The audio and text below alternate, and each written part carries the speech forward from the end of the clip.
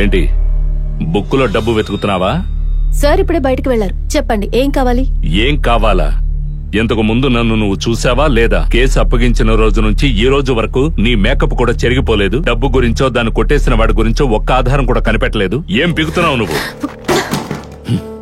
ఇదేం black magic కాదు. డబ్బు ఎప్పుడు దొరుకుతుందో మనిషి ఎప్పుడు దొరుకుతాడో చెప్పడానికి. నా మేకప్ గురించి మాట్లాడే మీరు ఆ రోజు కేసు అప్పగించినప్పుడే కొన్ని నిజాలు కూడా చెప్పుండాల్సింది. మాకు దొరికిన ఇన్ఫర్మేషన్ తోటి మేము పని చేయగలుగుతాం. అదే నేను అడుగుతున్నాను. ఏ ఇన్ఫర్మేషన్ దొరికింది? ఇన్నాళ్ళు ఏం చేశారని? ఇంకా 2 రోజులే టైం ఉంది. ఆలోగా కనిపెట్టకపోతే ఈ విషయాన్ని నేనే డీల్ చేస్తాను. మాకు టైం తర్వాత ఇద్దరు గాని. మీ వెనకే నుంచి వీలైతే నన్ను మింగేసేలా చూస్తున్నాడే మీ ఉత్తమ పుత్రుడు. ఆయన ముందు దాచకుండా అన్ని నిజాలు చెప్పమనండి. లేదంటే మీరు కూడా ఏం పీకలేరు. రేయ్, నిజమేంటో చెప్పి తగలట్రా. నేనేం చెప్పాలి ఇప్పుడు?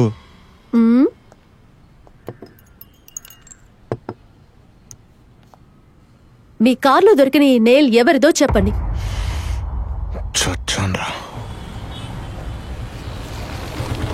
రండి రండి, త్వరగా రండి. వెళ్ళండి వెళ్ళండి వెళ్ళండమ్మా.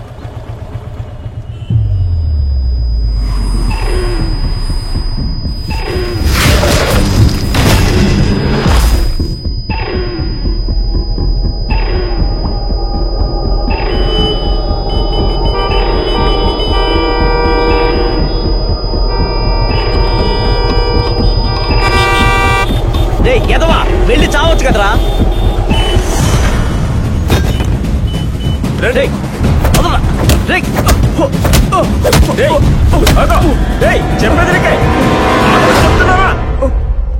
సార్, ఇతను ఫ్లవర్ మార్కెట్ దగ్గర దొంగ నోట్లతో తిరుగుతూ కనిపించాడు సార్. అదే తీసుకొచ్చాను. మర్యాదగా నిజాన్ని చెప్తే సమస్య ఇప్పుడే తీరిపోతుంది. లేక లాకప్ లో వేసి నసుకుతాను నేను. వాడి సమస్య ఏంటి అసలు? అయ్యా, నేను ఏ తప్పు చేయలేదయ్యా. ప్రాబ్లం ఏమీ లేదు సార్. వాడు ముక్కు పగిలి రక్తం వచ్చేలాగా డ్రైవర్ ని కొట్టాడు. మీ ఫ్రెండ్ ఇన్స్పెక్టర్ చెప్పడం వల్లే ఎఫ్ఐఆర్ కూడా ఇక్కడ కూర్చోబెట్టున్నా. దెబ్బలు తిన్నాడు, హాస్పిటల్లో సర్టిఫికేట్ కూడా తీసుకున్నాడు. సార్ కొంచెం ప్రాబ్లం లేకుండా చూడండి సార్. మీ వాడిని సేఫ్ గార్డ్ చేసేసాం. ఇకపై సమస్యలంతా మాకే. ఇన్స్పెక్టర్ వచ్చాక చెప్పి తీసుకెళ్ళండి. నిజమే చెప్తున్నానయ్యా. నీకే మంచిది. ఈ నోటు గురించి నాకేమీ తెలియదయ్యా. మార్కెట్ లో పువ్వులు అమ్మేవాడి దగ్గర నుంచి తీసుకున్నానయ్యా. వాళ్ళతో నీకేంటయ్యా డీలింగ్? ఏం మాట్లాడుతున్నావా? లేదయ్యా, నిజమే చెప్తున్నానయ్యా. కష్టపడి కట్టుకున్న ఇల్లయ్యా. నా కూతురు పెళ్లి కోసం తాకట్టు పెట్టి 5 లక్షల రూపాయలు తీసుకున్నానయ్యా. ముందుగా శుభప్రదంగా ఉంటుంది కదా అని అడ్వాన్స్ ఇవ్వడానికి పంతులు గారి ఇంటికి వెళ్ళినప్పుడే ఇరుక్కుపోయారయ్యా. 50,000 ఇచ్చి 1,00,000 రూపాయలు తీసుకున్నావా? లేక 1,00,000 రూపాయలు ఇచ్చి 2 లక్షలు తీసుకున్నావా? అయ్యా, అలా నేనేమి తీసుకోలేదయ్యా. ఈ లోపల కూర్చోబెట్టు.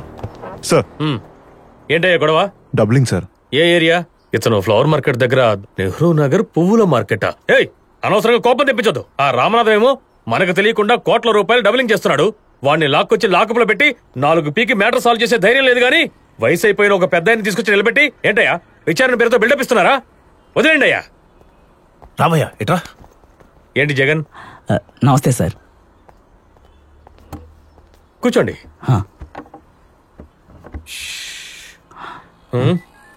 ఎవరది? నా క్లోజ్ ఫ్రెండే సార్. ముందతన్ని ఈ ఏరియా నుంచి తీసుకెళ్ళిపోండి. తలతిక్క అనుకుంటాను. సరైన యాక్షన్ తీసుకోకపోతే పెట్రోల్ క్యాన్ తీసుకొచ్చి స్టేషన్ ముందే నిప్పంటించుకుంటానని కాల్ టాక్సీ వాళ్ళని బెదిరిస్తున్నాడు. వీళ్ళతనికి కాస్త అడ్వైస్ ఇవ్వండి. Sorry for the trouble sir. Thanks. Inspector చంద్రనే మాట్లాడుతున్నాను. ఆ కేసు గురించి మాట్లాడుతున్నాను. చెప్పు, పంపించాను.